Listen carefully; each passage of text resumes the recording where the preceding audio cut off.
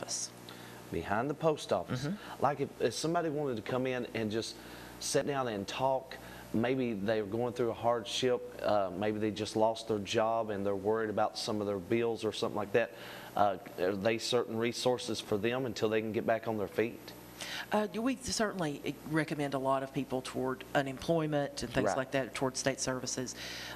We are not, and we do not employ trained counselors. Okay. So anybody in intake who encounters somebody that they think is clinically depressed or Right. needs counseling, Yeah. we have referrals for that too. Very Most likely good. we would refer them to the Briscoe Clinic or the Comp Care or something like that. Now, how long you been with Corbin's United Effort? I have been there, I'm in my 8th year now. Corbin's United Effort itself has been there since 1990. 1990. Yep. And throughout the years helped so many people right here in our community, people that's in need and people that just need direction. A lot of people just need direction and Very true. information. That's why we got this program. You know, a lot of people might not realize you can have the resources today that you need and the help that you need. We get so many calls from time to time, people in need, like they're about to lose their electric and things like that, and it's really devastating for a lot of people. Especially when it's a new experience. Of course, we're in a generation now where we have people in the area who have been, 5 and 6 generation welfare families. Those people generally know where to go to get government resources. Right. But with the job market being the way it is, you're seeing a lot of people who their entire lives have thought of themselves as middle class, who, because of the real estate market and the job market, suddenly find themselves in need of government aid that they never Right. knew where to look for. They've got no guidance. They don't live among other people who need that assistance, so they don't even know who to turn to. We've seen quite a bit of that. Right. And now, what is your job title? I am the executive director. Executive Director. So you've got a lot on your plate. You stay constantly busy and talking with a lot of people and getting things together. So a lot of work, is involved in being a director of something. Although, to be fair, I would have to say that the people who work for me probably work a lot harder than I do.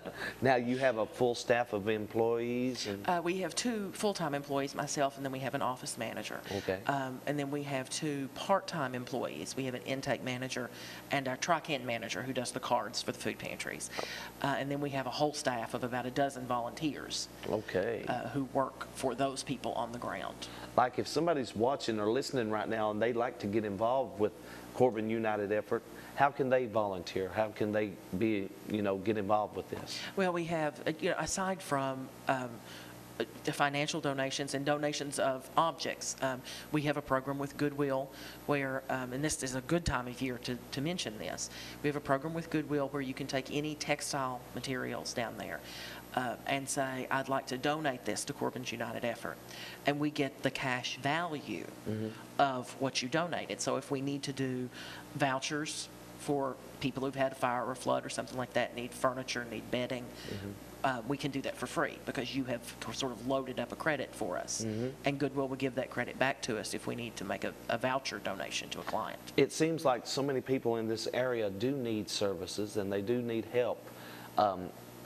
On an average, nobody knows the exact number, but on an average, how many people have you helped in the community, just an average? Oh, in the last 20 years, I couldn't begin to tell you. Right. We budget $100,000 for rent Okay. and utilities assistance, as well as another 10 to 15 for home skills, which is our classes. And I can tell you, average about 20 clients in the office per day. Oh, that's wonderful. Like now we're lower naturally this time of year because bills aren't as high. That's not going to be true next month. But right That's now the people truth. are paying bills for April and May, and those bills are some of the lowest you'll have all year. But last month we had 178 clients in the month. In a hot summer or a cold winter, Right. we'll average maybe 300 in a month or 350. That's so many people right here in our community that's being helped and their lives are being touched. through what Corbin United Effort is doing, and I'm just so thankful for your work. What about people that, like the hot times like this, that don't have air conditioning, that don't have things like that?